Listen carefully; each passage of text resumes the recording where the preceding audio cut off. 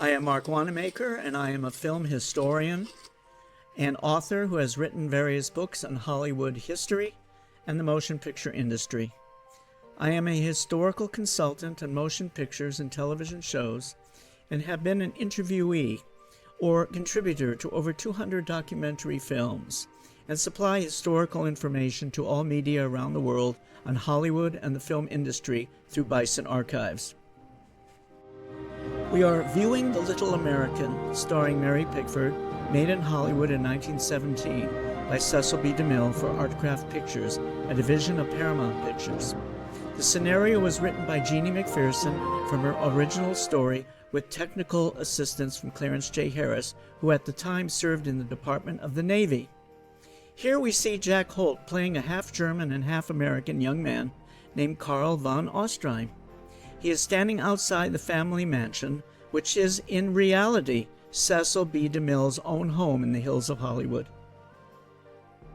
In 1914, a new theme had entered the American film industry, the conflict in Europe and the moral dilemma that Americans might see in films from a distance. At first, the American government was neutral, and a stream of films mined the theme of peace. In 1914, Be Neutral was released 2 days before President Wilson's formal declaration of neutrality. There were pro-war films too. Vitagraph's The Battle Cry of Peace showed America being invaded by Germans, and then came Alla Nazimova's War Brides, 1916. Mary Pickford, with her writer friend Frances Marion, created daily talks in national newspapers. Their main theme was to take the pacifist high road, which echoed the theme of Nazimova's War Brides. The film introduces Mary Pickford saluting the American flag, highlighting the theme of American patriotism in the face of war. The film's overall purpose was to excite the public to support the war effort and was a combination of a drama and a propaganda film. In May of 1915, when the ocean liner Lusitania was torpedoed by a German submarine, over 100 of the bodies had drifted ashore were identified as Americans.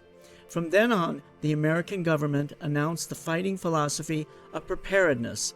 Famed filmmaker Thomas Ince released a major feature film entitled Civilization, which supported a future war effort to help the European allies. In the spring of 1916, Woodrow Wilson won a slim victory at a re-election, and by early 1917 had formed a committee on public information, a propaganda organ charged with creating pro-war fever. The CPI, as it was called, headed by journalists, published millions of leaflets, articles, books, posters, and photos backing the Allied armies and how bad the Germans were. Here we see Angela at her home in Los Angeles. The interior design was by art director Wilfred Buckland. He decorated the room with American flags, American flag drapes, and general American flag decor. Here we see Senator John Moore, played by James Neal, Bobby Moore, played by Ben Alexander, Raymond Hatton, who's coming in soon as the Count Jules de Destin, and Jack Holt as Karl von Ostrheim.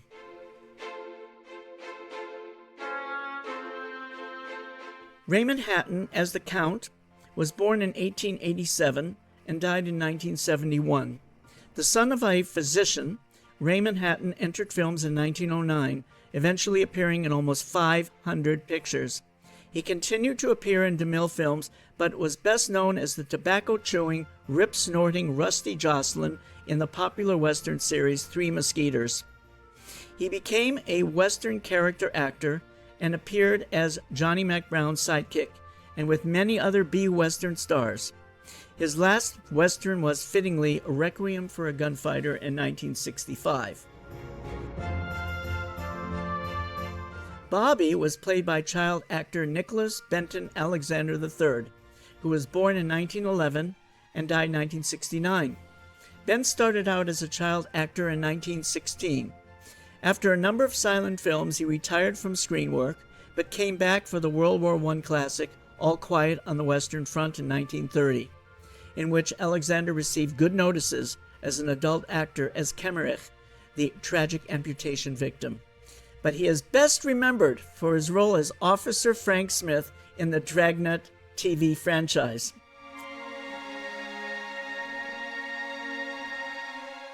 Jack Holt, seen here as Karl von Ostrheim, was born in 1888 in New York City and died in 1951. While looking for work as a surveyor in San Francisco in 1914, Holt went to Hollywood and began getting bit parts and stunt jobs in many westerns and serials being made there. Holt soon became a frequent supporting player and then a star in serials. He moved to Paramount Studios in 1917 and became one of the studio's great stars, particularly in a very successful series of westerns based on the novels of Zane Grey. He made a cameo appearance in The Treasure of Sierra Madre in 1948, which starred his son, Tim Holt. Mary Pickford's fame in 1914 drove the marketing of fan magazines, postcards, posters, trading cards, buttons, and photographs, among many other merchandising items. At this time, she was named America's Sweetheart. In December of 1915, with the war just getting worse, Pickford published a column describing the gifts and letters she had received from the war zone and her reaction to them. Shortly thereafter, Pickford's Daily Talks applauded women's efforts in the war zone. The film was shot at the Lasky Studio, which officially was known as the Famous Players Lasky Studio at 6284 Selma Street at Selma and Vine in Hollywood. The studio was the headquarters of Cecil B. DeMille, one of the founders of the company. Cecil B. DeMille was born in 1881 and died in 1959. DeMille was the master of spectacle and the master of the biblical epic. In 1913, Jesse L. Lasky, Samuel Goldwyn, and DeMille formed the Lasky Feature Play Company, which later evolved into Paramount Pictures. In the next year, they went west to California and produced the successful six-reeler, The Squaw Man, in 1914, which was a very important of historical significance because it was the first feature-length film produced in Hollywood. When America finally entered the Great War, the film industry publicity had been dominated by war news films, propaganda films made by European film companies, and some American films already using the war for their plots.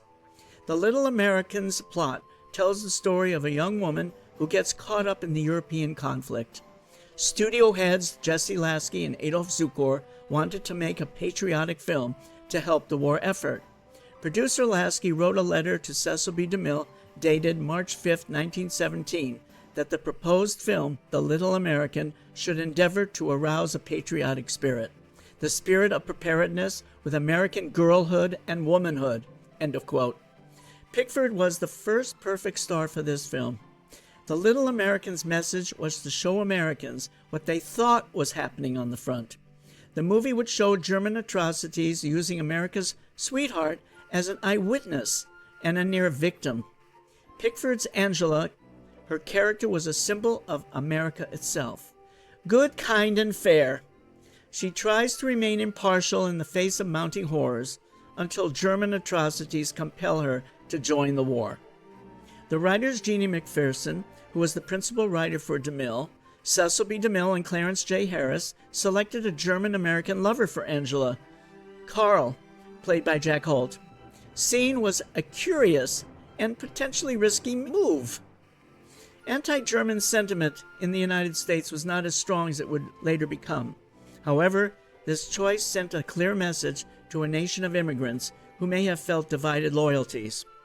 Jeannie McPherson, the writer of this, was born in 1886 and died in 1946 in Los Angeles, California. Her stage experience began when she got the lead in a school play and was awarded a gold medal by the Chicago Musical College. She made her professional debut in the musical show Havana, and then as part of William C. DeMille's Strongheart. During her years as an actress, Jeannie worked with Florence Lawrence and Mary Pickford. She later was given her own unit at Universal and wrote and directed as well as acted in two reelers. After leaving Universal, she was signed by Cecil B. DeMille as a writer. She also was credited as the principal writer for DeMille from 1915 to 1948. When The Little American began production, Mary Pickford became a symbol of American support for the European war effort. Just imagine the outcry if Mary Pickford had been aboard the Lusitania. What better wartime propaganda than to restage that event with Mary at its center? The film compresses all of the anti-German sentiment and xenophobia in America into a tale of spectacular improbability. The film was planned as war clouds thickened, and with DeMille's luck, it was ready to go into production just after America declared war on Germany. When the film was released, Mary Pickford threw herself in helping support for the American Red Cross and all the armed services, becoming the symbol of American resolve.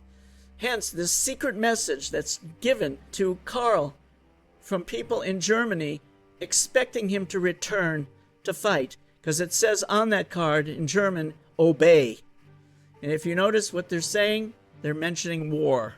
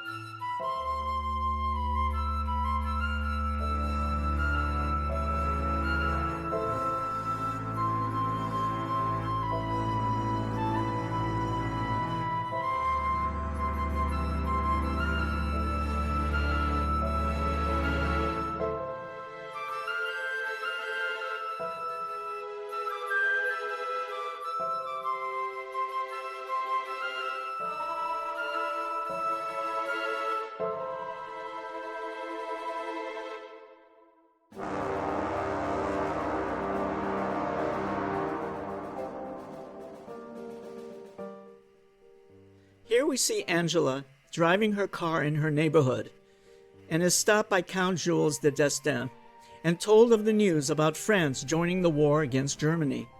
The film location is in the city of Pasadena and shows one of the great mansions behind Angela that dominate the area. Nearby is San Marino, where the famous Huntington Estate and Museum is located. Pasadena and its environs was a popular film location which featured the Busch Gardens estate, where Mary Pickford made several films. Now, Busch Gardens continued as a popular location into the 1920s and 1930s. The Adventures of Robin Hood with Errol Flynn used the Busch Gardens for the archery tournament scenes in 1938, and where scenes from Gone with the Wind were shot in 1939.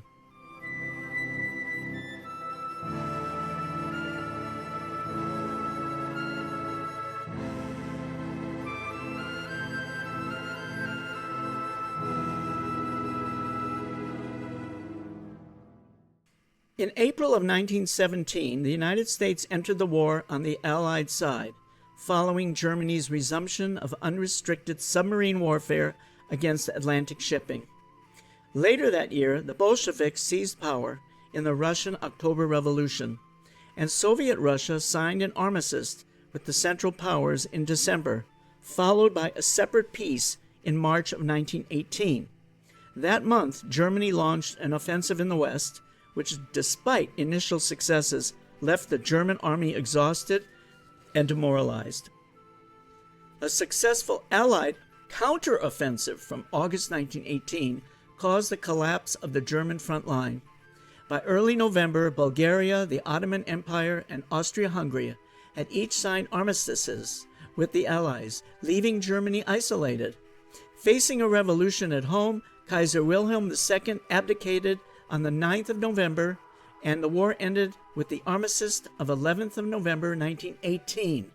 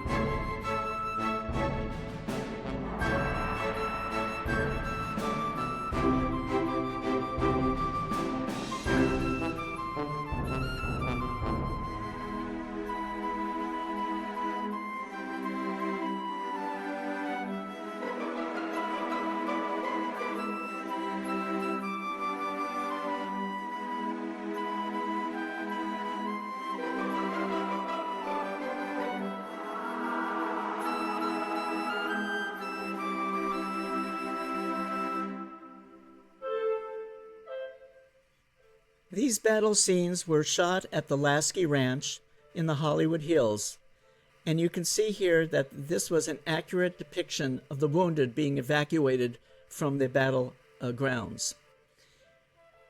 We see here that Count Jules Destin, who we met earlier, Raymond Hatton, is gravely wounded. And according to his battle report tag, that his arm must be amputated. Note here the battlefield Red Cross dog that was used to messenger water, medicine, and other supplies across dangerous battlefield conditions. This was a common practice during the war.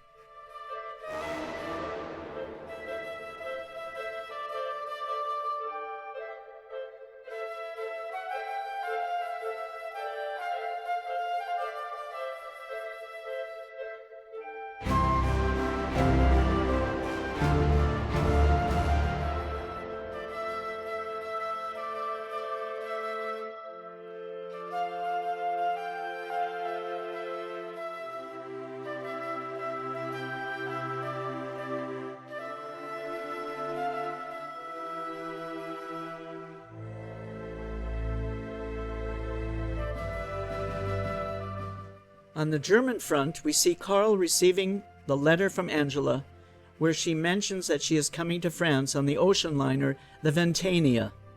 This scene illustrates the soldiers entrenched in buildings, fields, or wherever they could avoid bombardment. By this time, the war was in a state of stalemate, with one side taking some territory and the other withdrawing, and vice versa. The trench warfare started in September of 1914, and over the next 2.5 years, not much happened to merit a victory for either side. It wasn't until April 6, 1917, when America entered the war, that some progress was made to end the carnage.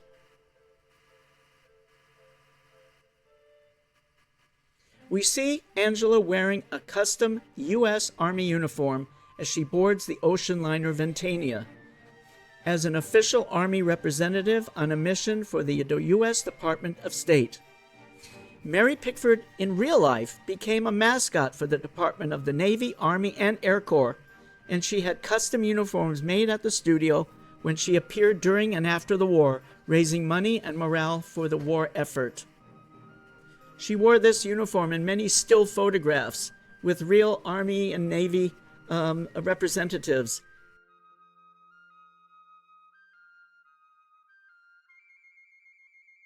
In the interior of the German Navy headquarters, when the Little American began production, Mary Pickford became a symbol of American support for the European war effort.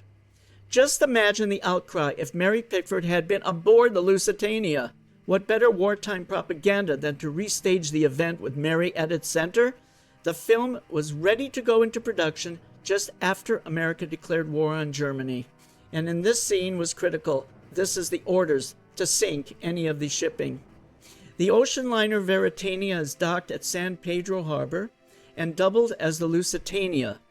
The Lusitania was a British ocean liner that was torpedoed by a German U-boat on May 7, 1915, off the southern coast of Ireland. The ship sank in less than 20 minutes, killing 1,198 people, including 128 U.S. citizens. The sinking contributed indirectly to the entry of the United States into World War I. The sinking led to a wave of indignation in the United States. A recreation of this German U-boat at the Lasky studio was designed and built by Lasky Art Department, headed by Wilfred Buckland, with use of the Lasky Research Library in the planning and construction. Angela's gown that you see here was designed by costume designer Lady Duff Gordon. Lady Gordon designed all the gowns worn by the women in the film. The Lasky Wardrobe Department dressed the entire cast. Lady Duff Gordon was born in 1863 in London, England, and died in 1935. Gordon was a top fashion designer with a clientele of royalty, socialites, and entertainment celebrities.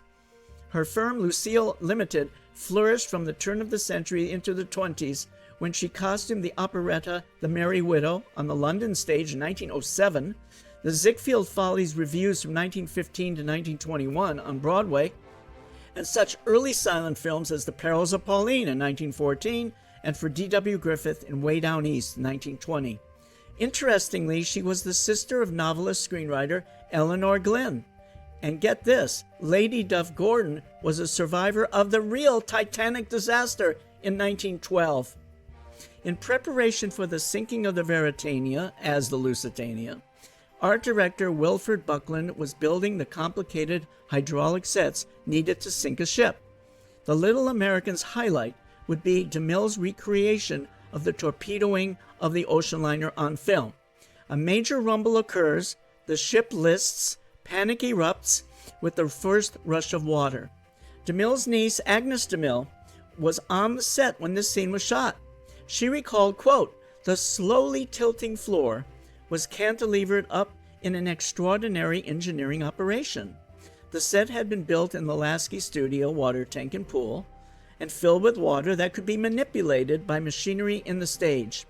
I saw Mary Pickford without a life belt swimming desperately," end of quote. In a review of the film in July of 1917 in the Philadelphia Evening Ledger, it was said, "Wild scenes enacted in studio liner for new Pickford film. What is said to be the largest and most spectacular scene ever in motion pictures, which depicts the luxurious ballroom of the Lusitania when the famous liner was torpedoed. The set, built in a water tank measuring 50 by 100 feet, shows the ballroom with all its elaborate furnishings and crowded with fashionable people. At the command of Cecil B. DeMille, 10 cameramen began to grind their cameras. A large orchestra began to play, and soon Mary Pickford could be seen in the middle of the festivities. Shortly thereafter, an explosion rocks the set, and immediately one side of the entire floor began to sink into gushing water. Waist-high waters started floating all the furniture, with the extras splashing around in panic. After the scene was shot and finished, the floor rose above the waterline, and the extras, including Mary Pickford, could leave the set to dry off. The film's dramatic centerpiece was this recreation of the sinking of the Lusitania, which was shot on this tilting set. With the frantic survivors, they had to shoot these scenes in the San Pedro Harbor. The survivors could be illuminated only by searchlights. So DeMille wrote about that scene. "For the scene of the sinking of the Lusitania, we built almost an entire deck of an ocean liner and mechanically tipped it so that the passengers were seen actually slipping into the water. It pained Mary Pickford to wear a $400 dress, splashing around in the waters of San Pedro Harbor. I think the ruination of that dress pained her more than the immersion in the chilly waters," DeMille said.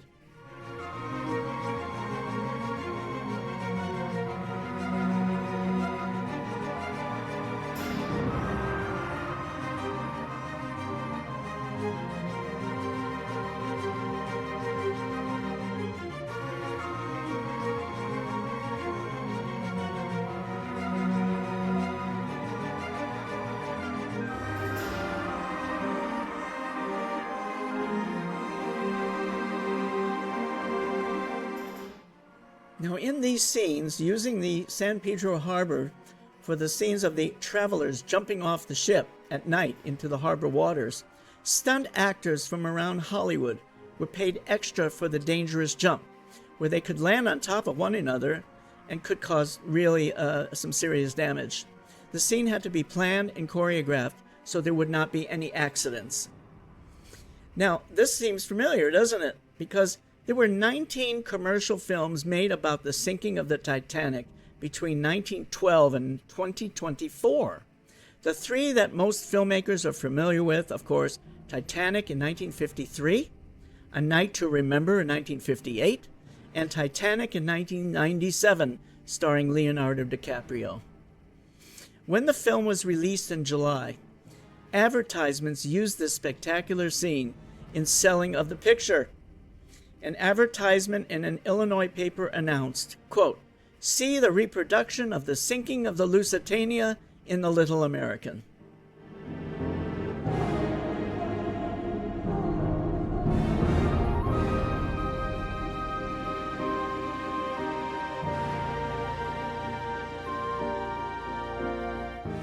Now, Mary Pickford is actually in a life jacket in the water, and she will be seen being pulled up onto this this pontoon kind of platform. And this is where DeMille was watching her carefully, wearing that $400 dress, and you'll see her being pulled up into safety. There, she's being pulled up. That's Mary Pickford herself, not a stunt actress.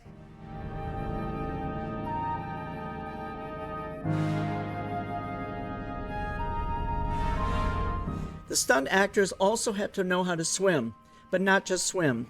They had to swim in full suits, dresses, whatever, which is very dangerous. So they really, this was a specially planned and choreographed scene with hundreds of extras, particularly stunt extras.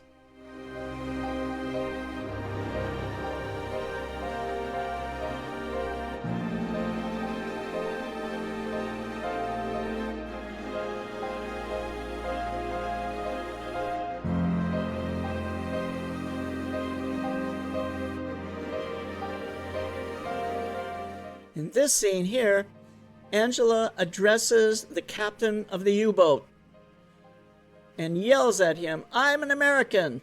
You have attacked a ship with Americans on it." And his reaction pretty much is, "Never mind."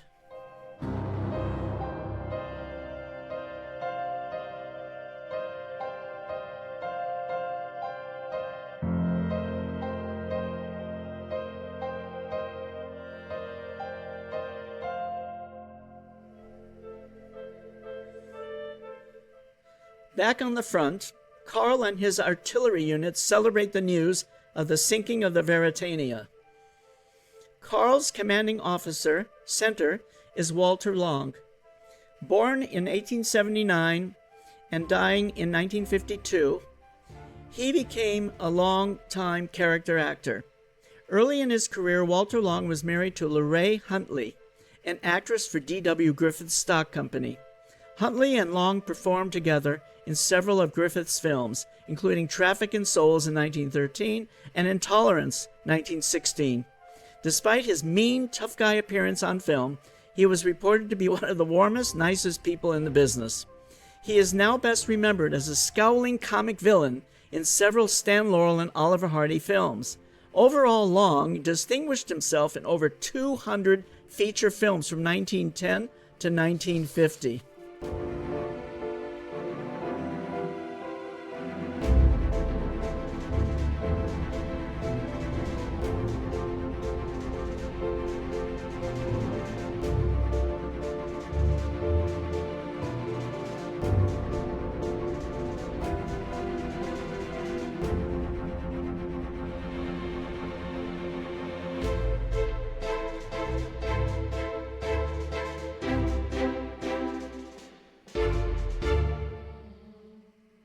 The German U-boats waged unrestricted submarine warfare against the UK. A first campaign in 1915 was abandoned after strong protests from the United States, but in 1917 the Germans, facing deadlock on the continent, saw no other option than to resume the campaign in February of 1917.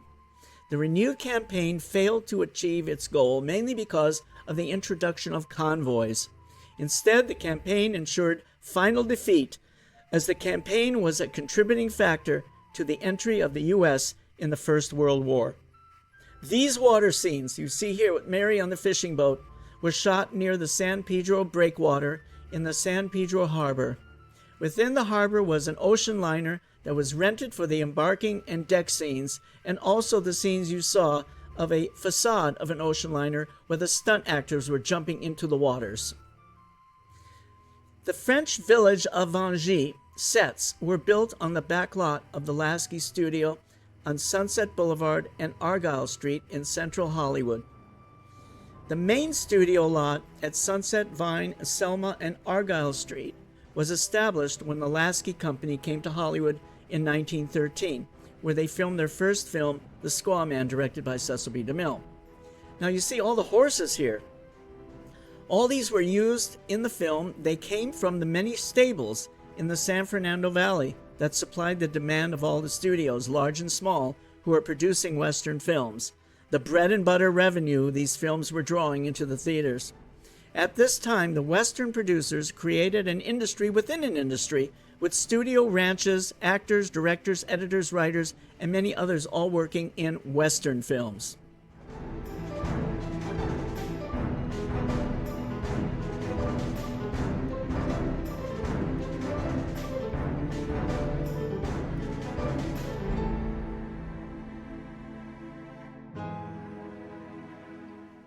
The chateau set that we'll be seeing a lot of was built at the Lasky Ranch in the Hollywood Hills. This was also the birthplace of Universal City before they moved further west to Lancashire Boulevard, where Universal is today. The Lasky Ranch, which was also known as the Providencia Rancho, was used for the battle scenes, using the U.S. Army actually appearing in the film. The interiors of the chateau were built by Wilfred Buckland at the Lasky Studio on Vine Street in Hollywood. Here we see Angela entering the chateau and entering into the interior that included authentic antique furniture, bronzes, and paintings mixed together with props from the Lasky property department. Wilfred Buckland, the production designer, was born in 1866 and died in 1946 at Hollywood, California. He was an art director and a designer from the New York stage, primarily for David Belasco, and became the first genuine art director in Hollywood. After working on The Squaw Man in 1914, he became a regular collaborator of Cecil B. DeMille and cameraman Alvin Wyckoff. Under contract to Jesse Lasky from 1914 to 1920 at Famous Players Lasky, he pioneered artificial lighting and controlled use of shadows. He was also first to use real furniture in his sets, and his crowning achievement was the massive castle he created for Douglas Fairbanks' Robin Hood in 1922. Here she meets the three staff members, the three maids, and in the middle is Colleen Moore. Colleen Moore was born in 1899 and died in 1988. In 1917, Colleen's uncle, Walter Howie, was the editor of the Chicago Tribune and had helped D.W. Griffith publicize his films, The Birth of a Nation, 1915, and Intolerance, 1916. Knowing of his niece's acting aspirations, Hovey asked Griffith to help her get a start in the motion picture industry. No sooner had she arrived in Hollywood than she found herself playing in 5 films that year. The Savage was her first, 1917, and The Little American, also in 1917, being the second film she did. Her first starring role was Little Orphan Annie in 1918 at the Fox Studio. She also starred in westerns opposite Tom Mix, but the movie that defined her as a flapper was the classic Flaming Youth, 1923. By 1927, she was a top-drawer actress in Hollywood films. Intercut with these battery sequences in the village, they used authentic newsreel footage also to give it some more authenticity. The artillery fire was using, of course, mortar cannon, and a lot of this was studio-made and also real mortar cannon. Karl is the captain of this mortar unit.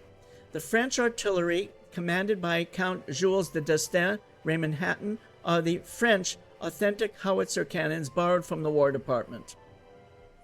In April 17, the United States entered the war on the Allied side, following Germany's resumption of unrestricted submarine warfare against Atlantic shipping. One of the only 2 films in which Mary Pickford was directed by Cecil B. DeMille, A Romance of the Redwoods, was the first of the DeMille-Pickford films that was shot in 5 weeks, beginning in February 17, 1917, in Santa Cruz County in California. The Little American began shooting 3 weeks after Romance of the Redwoods was completed. The 2 were released a few months apart in September of 1917. The French wounded soldiers, seen here being brought into the ambulance, are brought to the chateau during this French retreat. You may notice in the cast list some famous names like Wallace Beery, Ramon Navarro, without character names, other than maybe a wounded soldier. You never actually see these actors, but they are known to have been in the film because it was written about, including in DeMille's autobiography. Now you see here the panic now of the staff and Mary. They're trying to leave.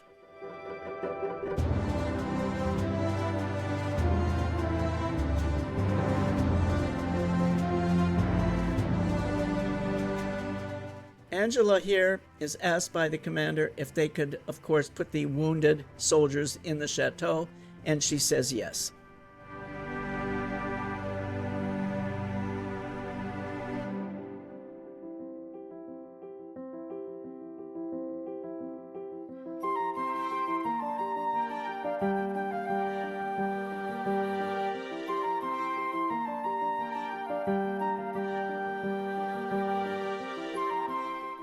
Everyone is planning to leave the chateau, and the manager of the chateau cannot get her to leave with him. But he leaves, and Mary decides to stay, because remember, Mary is America's sweetheart and representing America, and she will, of course, help the wounded.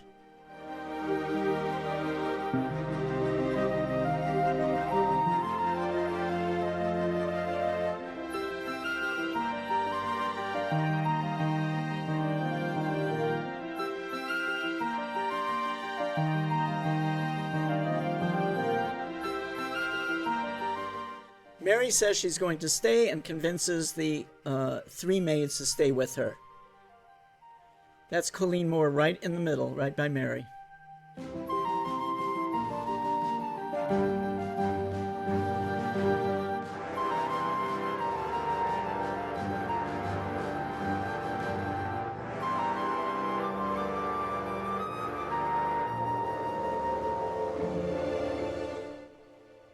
In the town of Vangy, where the Germans are now going to occupy, the Lasky Studio prop department had to prepare for a major film with thousands of props that had to be ready within 1 month.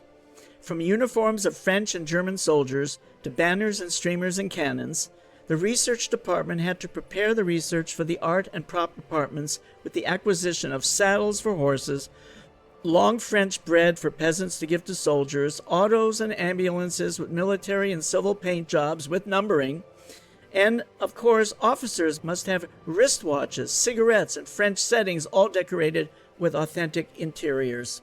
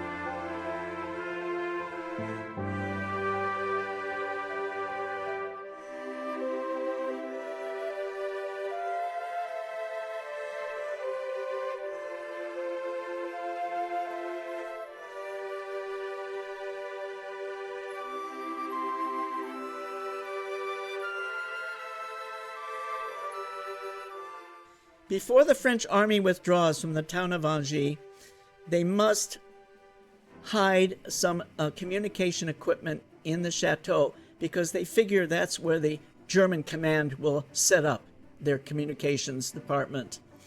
So that's what this is all about. We see them looking for a place to hide this spy equipment.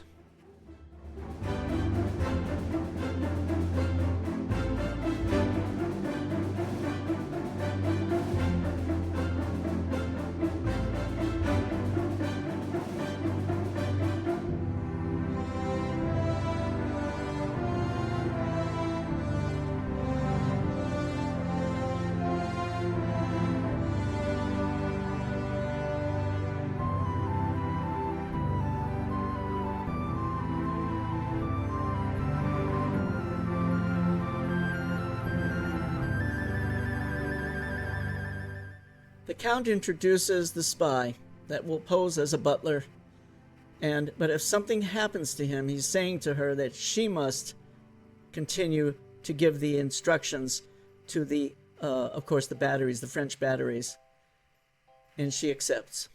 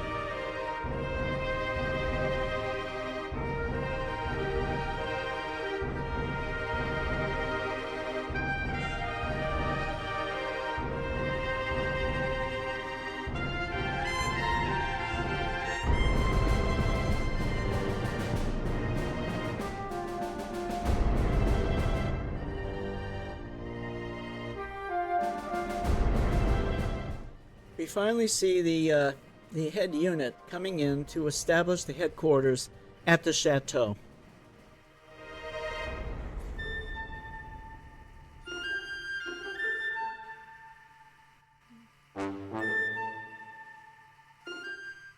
The lighting in these various interior scenes creates this dark mood that cinematographer Alvin Wyckoff was known for. He was born in 1877 in New York, and he was known for DeMille's Rose of the Rancho in 1914 and The Lost Jungle in 1934. He died in 1957 in Los Angeles, and he is considered one of the most pioneering Hollywood cinematographers, a frequent collaborator with Cecil B. DeMille and art director Wilford Buckland. He later became under contract to the Paramount Studios between 1914 to 1926.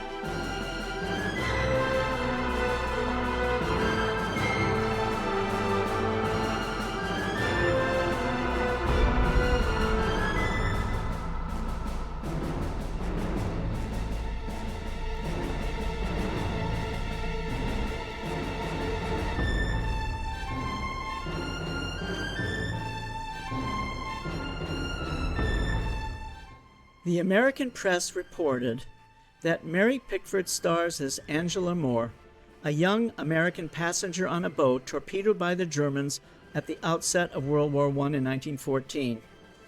Trapped by the enemy in a French chateau, Angela bravely faces the horrors of war and the terrible pain of heartbreak.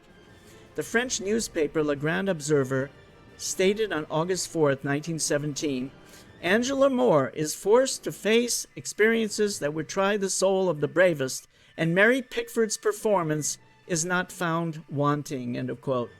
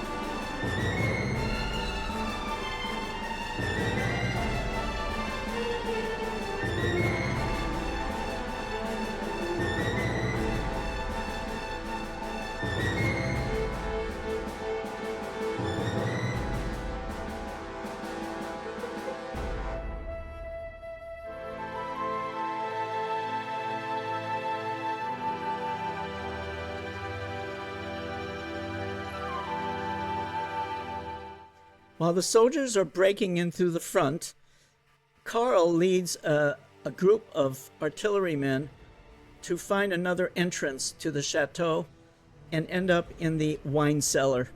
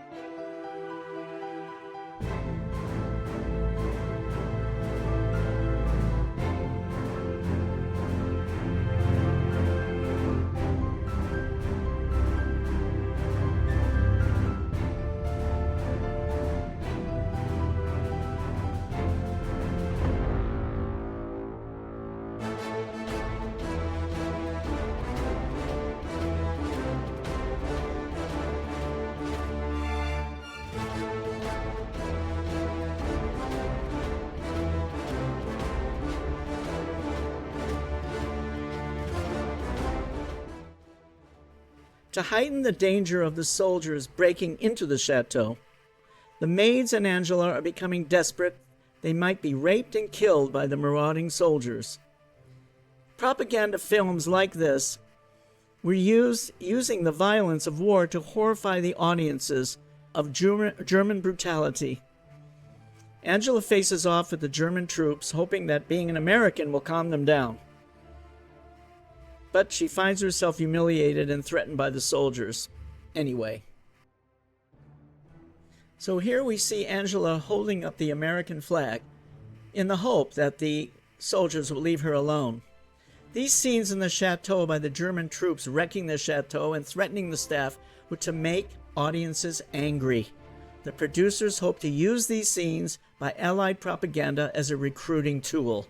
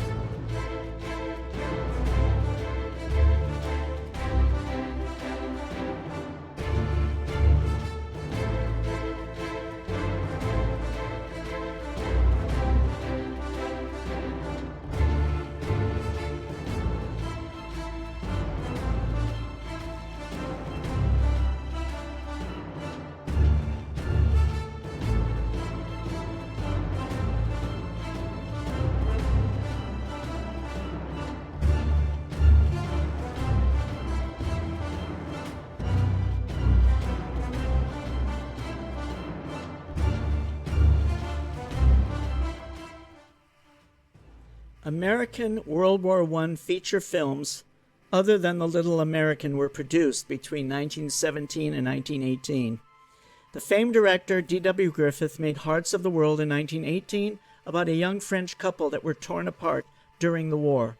Warner Brothers made My 4 Years in Germany in 1918 about the life of James W. Gerard, the U.S. ambassador to Germany, and Charlie Chaplin made Shoulder Arms about a doughboy on the Western Front.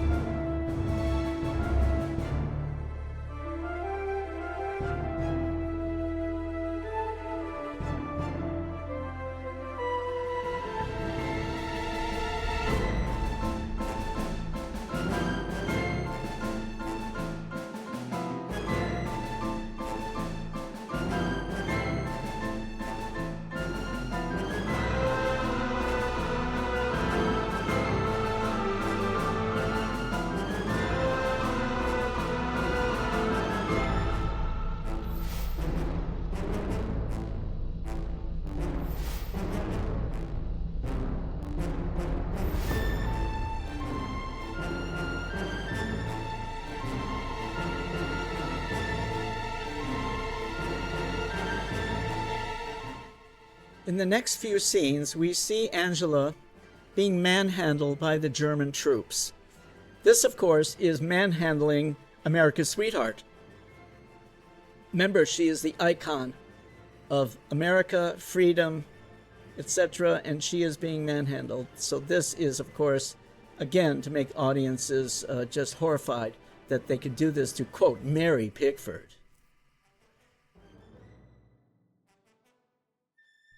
Coming in is the German colonel. It is Hobart Bosworth. Bosworth was born in 1867 and died in 1943. Bosworth was a pioneering movie director, writer, producer, and actor. He became a stage star in the late 19th century, and by 1909 signed up with the Selig Polyscope Company of Chicago, the first film studio in Los Angeles. In 1913, he formed his own company, building a Los Angeles studio on North Occidental Boulevard, where it still exists today. Subsequently, Bosworth Inc. was absorbed by Paramount in 1916. Bosworth signed with Universal as an independent producer and made several features there. Altogether, Hobart Bosworth acted in over 250 movies from 1909 to 1942.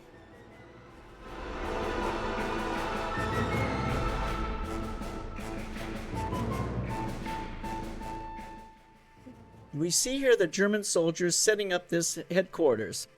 And the property department, of course, supplied all this real communication equipment, all research in the Lasky Research Library, and of course the antique furniture and decoration. But for these scenes, replicas were used to be destroyed or damaged. In the history of war and revolution, it was customary for warring groups to destroy art and precious artworks or loot them to be resold.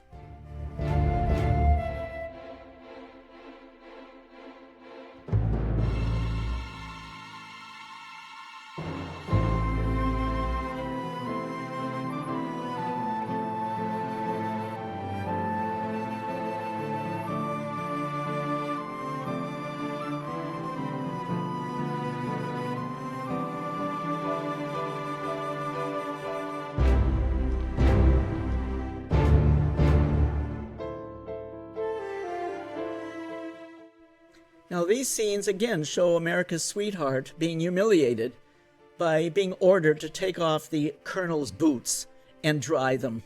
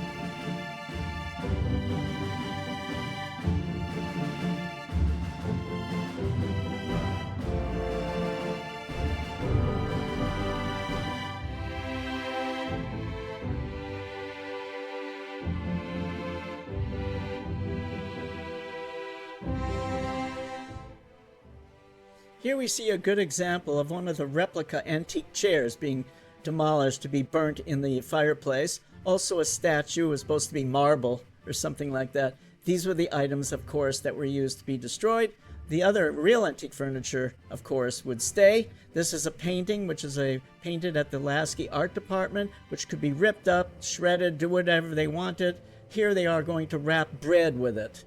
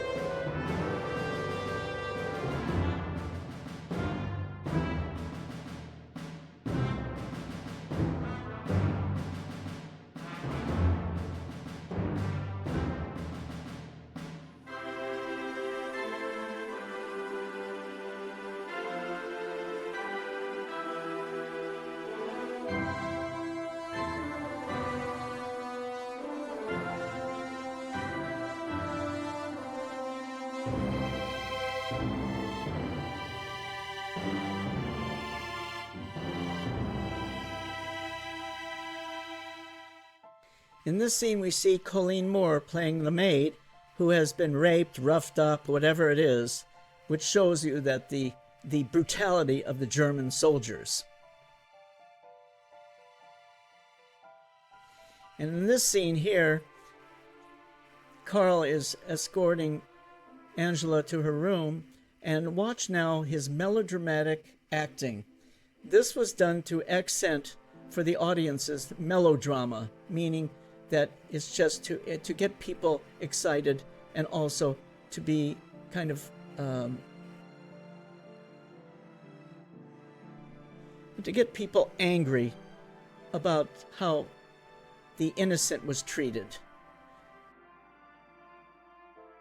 So you'll look at his movements, which there it is. There is emoting anguish. This was done in the 19th century stage, but eventually actors in films stopped doing this kind of thing, and really it was their faces that showed the anguish. But DeMille wanted this because it's just a stronger point to make for the audiences, as this is a propaganda film. Also, religion as a theme throughout the film was what writer Jeannie McPherson highlighted in several scenes. Now here, Angela is holding a crucifix. There was also characters crossing themselves, wearing crosses, referring to God, and the image of Christ overlooking the horrors of war.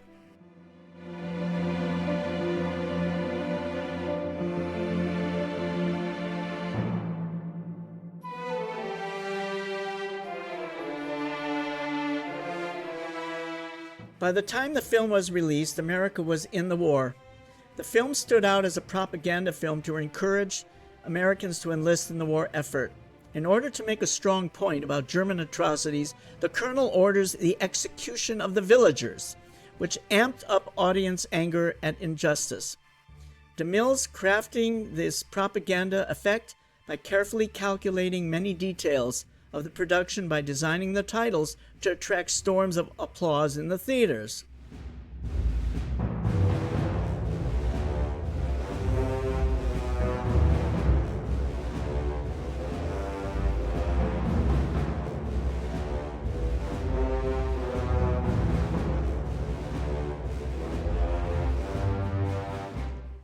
In these scenes, Angela actually can get a pass to leave, and she figures she will leave, and she gets the pass from the colonel.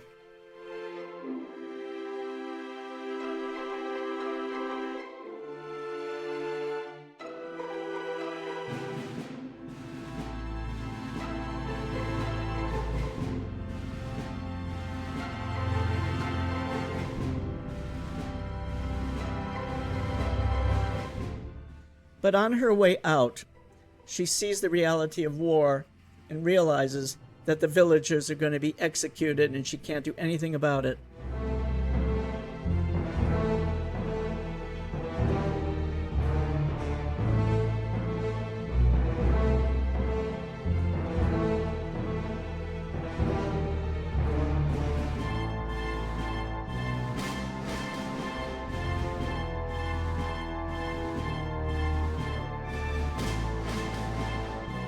This is the moment she gives up her neutrality and becomes a spy, giving information to the French with that hidden telephone in the chateau.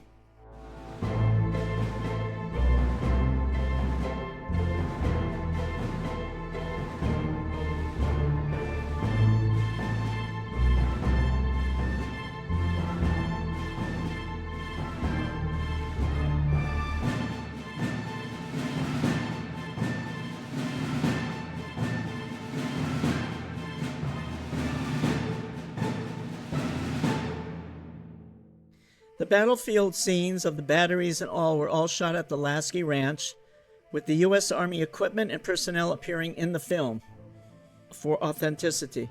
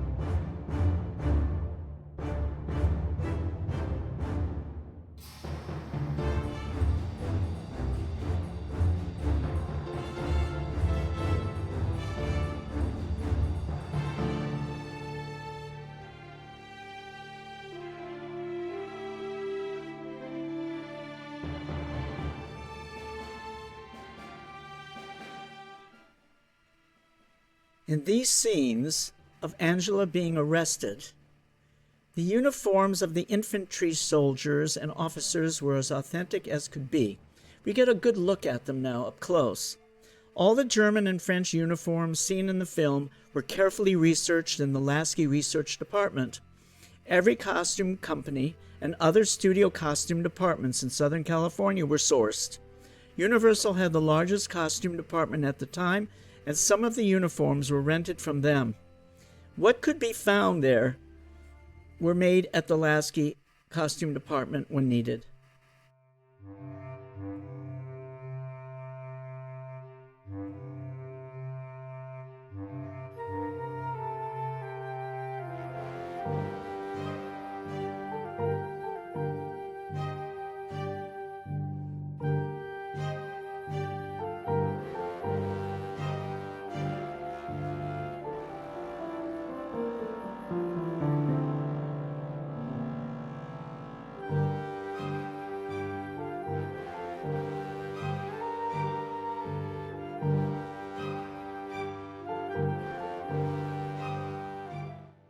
We see Angela meeting with everyone at this court-martial.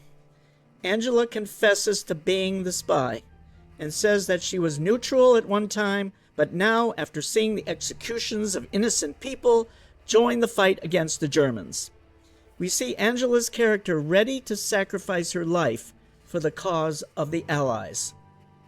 Writer Jeannie McPherson received a letter from Lieutenant J. Douglas of the Louisiana Cavalry. Quote, "We have placed a recruiting officer outside of the theater where the Little American is being shown, and grab any young men who come out after seeing the wonderful play. I don't know how soon we're going to the front," he says, "but if we ever reach the firing line, I wish just before going into battle we could show the Little American to our boys, for I know they will be in the right frame of mind to charge all the way up to Wilhelm's Castle in Berlin. That story of yours has furnished the most opportune and inspiring play I have seen in years." End of quote. By August of 1917, more reviews were published, mostly in praise of the film and what it represented. In the Des Moines Evening Tribune, reviewer Dorothy Day wrote, quote, "Beastly side of war brought home in Pickford film. The Little American shows up atrocities practiced by Germans. Thousands flocked to see Pickford and forgot her, and sat spellbound as the events of the plot enrolled before them to the climax where the young German officer Karl renounces his emperor, and he is sentenced to be shot as a traitor, together with Angela, who is a convicted spy. The Little American should do more for recruiting than any other patriotic film yet produced." End of quote.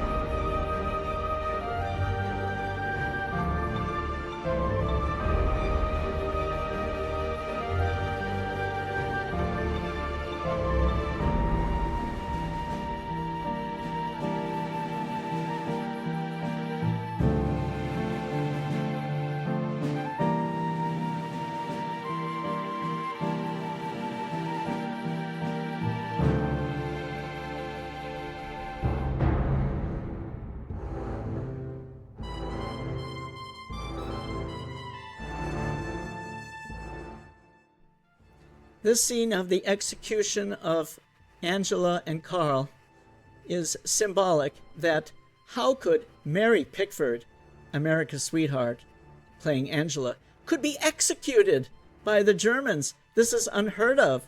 But of course, Providence will play a great role in this scene.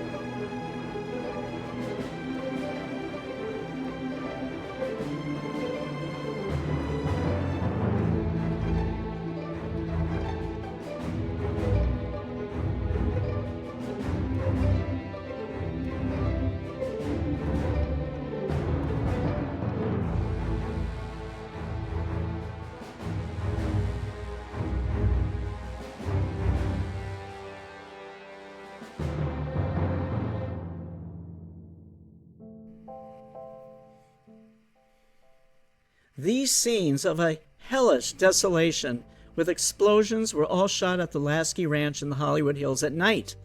Now, cinematographer Alvin Wyckoff was a specialist in nighttime camera work, and his beautiful lighting in this pinkish tint is a cinematic delight. Wyckoff later worked in many more films with DeMille, like, for example, The Rose of the Rancho in 1914, The Virginian in 1914, The Cheat 1915 with Sesshu Hayakawa, Carmen 1915, and Joan the Woman in 1916, both with star Geraldine Farrar. And as mentioned earlier, he was a frequent collaborator with both DeMille and Wilfred Buckland.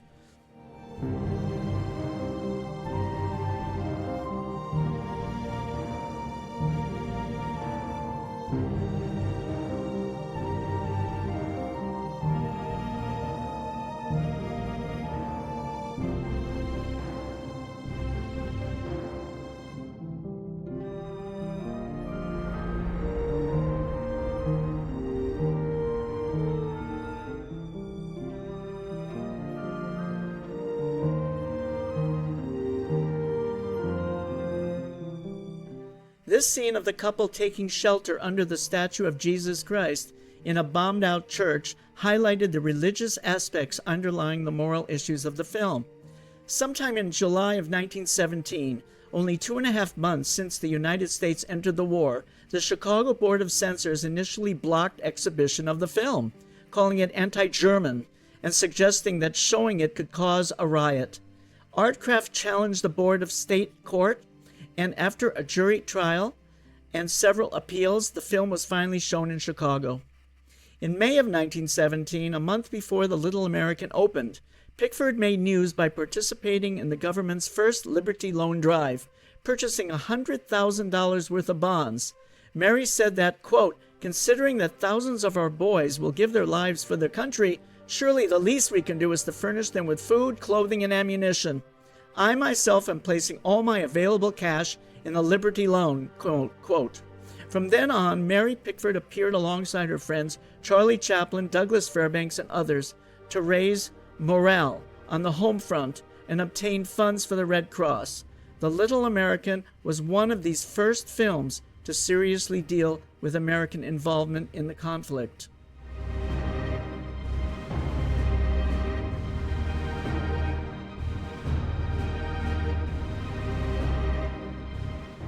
The Canadian newspaper Calgary Herald on June 30th, 1917, wrote, quote, "The combined arts of Mary Pickford and Cecil B. DeMille have been linked together in the cause of a great photoplay, and judging from advanced reports, this production will go down in motion picture history as one of the greatest works of art, as well as one of its most powerful appeals," end of quote.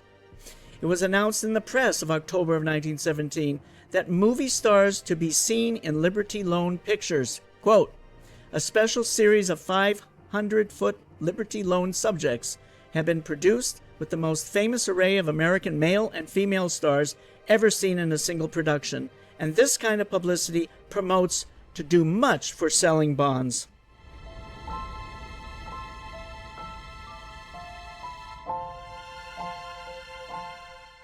By early 1918, the United States had been a combatant in World War I for a year, and Pickford was on a mission to sell war bonds for the government. As the nation's favorite movie star, she was central to the motion picture industry's efforts to support the war and lift morale on the home front through speeches, fundraising, appeals, propaganda films. Her tireless efforts on behalf of the war would transform her from a film star to national symbol, representing not just the ideal woman, but America itself. By 1914, when the European War began, she had starred in two of the year's biggest blockbusters, Hearts Adrift and Tess of the Storm Country.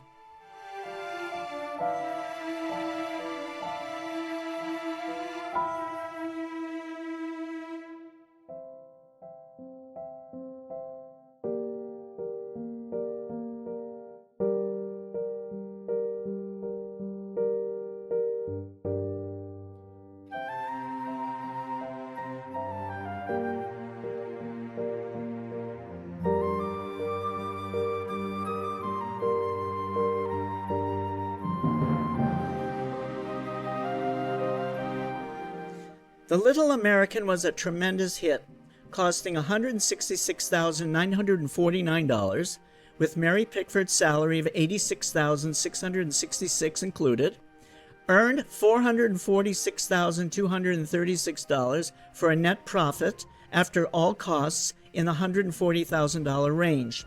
Artcraft Pictures was a sub-distributor under Paramount Pictures that handled key films from key filmmakers at increased rental prices.